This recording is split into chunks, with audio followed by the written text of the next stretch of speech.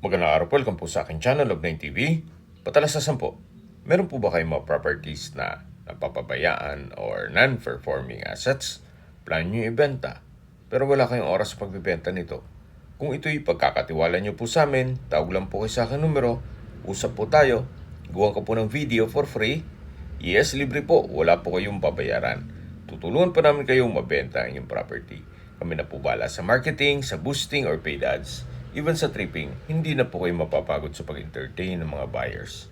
Kami na po bala sa lahat. Tawag lang po kayo. Nandito po tayo ngayon sa Cuenca, Batangas kung saan meron po tayong bagong video presentation, isang residential farm property na may lot area na 5,734 square meters. Ito po'y titulado kaya wala po kayong maging problema sa documentation o sa transfer ng title. Along Barangay Road o Cemented Barangay Road at slope po ang terrain. Mula po dito sa daan, pagbaba po ay patag na po. Kaya usable naman po lahat. Wala pong masasayang. Gagawan lang po ng ramp para magkaroon ng daan ang sasakyan papunta sa baba. May access na rin po dito ng tubig, kuryente at internet provider. Gawa ng may ilang mga kabahayan na rin po dito sa paligid nitong property. Maganda po itong gawing bahay bakasyunan, gawa ng napakatahimik po ng lugar, sariwang hangin at malamig po ang klima. Meron na rin pong mga fruit-bearing trees dito sa loob ng property gaya ng nyog, saging, mangga at marami pa pong iba.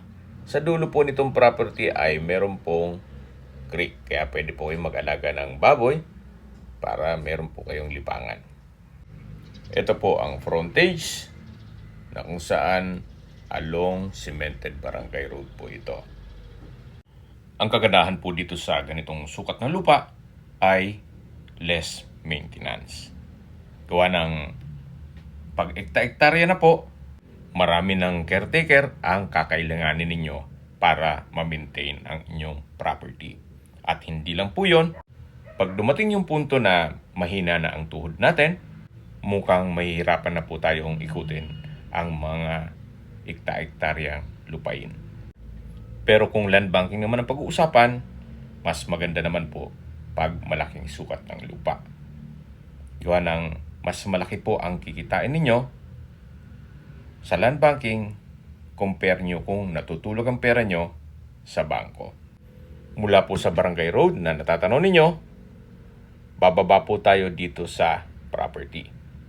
Gaya po ng nasabi ko sa inyo kanina, slope po ang terrain. Pero pagdating po dun sa baba, ay patag na rin po. Dito po sa area ay meron pong puno ng saging, then puno ng nyog, at marami pong puno ng saging doon sa baba. At tungkol naman po sa daan, papunta dito sa taas, bahala na po ang inyong arkitekto kung anong diskarte na lang gagawin. Nadaan ng sasakyan o rampa, papunta dito sa baba. Summarize ko lang po sa mga nag-skip ng video, ito pong property ay nasa Cuenca, Batangas. Along Barangay Road at may lot area na 5,734 square meters. Ito po'y titulado, kaya wala po kayong maging problema sa documentation o sa transfer ng title. May access na rin po dito sa area ng tubig, kuryente at internet provider. May mga fruit-bearing trees din po, gaya ng nyog, saging, mangga at marami pa pong iba. Napakatahimik po ng lugar, sariwang hangin at malamig po ang klima. Kaya napakaganda po itong gawing retirement place niyo o di kaya'y bahay bakasyunan. At habang naglilipot po tayo, pag-usapan na natin ang distance, location at travel time. Mula po sa highway o bayan ng Cuenca, ang distance is 3.2 kilometers at ang travel time is 7 minutes. Kompleto na po doon gaya ng public market, groceries, convenience store, banks, remittance center, schools, at simbahan gaya ng iglesia, katoliko, at iba pang relihiyon. Mula naman po sa Martin Marasigan Hospital, ang distance is 3.8 kilometers at ang travel time is 9 minutes. Yan po yung laging pinabanggit sa aking video na dapat nyo i-consider sa paghanap ng property, yung meron pong malapit na hospital. Hindi ko naman po sinasabing sakitin kayo, yan naman po ay for emergency purpose lang naman. Nandito na po tayo sa babang parte ng property kung saan patag na patag po ito. Balik po tayo sa distance, location at travel time. Mula naman po sa Bawan International Port at bayan mismo nito, ang distance is 15 kilometers at ang travel time is 26 minutes. Mula naman po sa beach resort sa Lemery at Taal, ang distance is 18 kilometers at ang travel time is 34 minutes.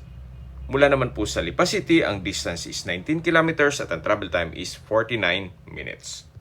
Sa Lipa City po ay kompleto na rin gaya ng malaking malls, mga hotels and restaurants, kompleto na rin po ang mga bangko, mga government offices at malaking hospitals. Kung manggagaling naman po sa Manila o sa airport, ang distance is 8.9 kilometers at ang travel time is 1 hour and 49 minutes. Okay, sa presyo na po tayo. Binebenta po ito ng owner sa halagang 1,000 pesos per square meter. Kung may mga katanungan po kayo, tawag lang po kayo sa aking numero. At sa mga kababayan naman natin na sa ibang bansa, meron po akong Telegram. Sa mga iPhone user man, may iMessage. Meron din pong Imo, Skype, Viber at WhatsApp. Same number lang po, 0917-316-3399. Sa mga nagtatanong naman po ng aming Facebook, meron po aming Facebook page na Nov9TV at Facebook Reels Video. Meron din pong TikTok at Instagram. May ibang YouTube channel po kami na The Nov9TV channel at Nov9TV Listings. Sana po naibigyan nyo ang video presentation. Paki-like and subscribe na lang po sa aking channel para ma-update din po kayo sa aking future listings. Kung sakali po hanap nyo mas malaking sukat na lupa o di kaya bahay bakasyonan o resort, meron din po kami ibang listings na pwede nyong pagpilian.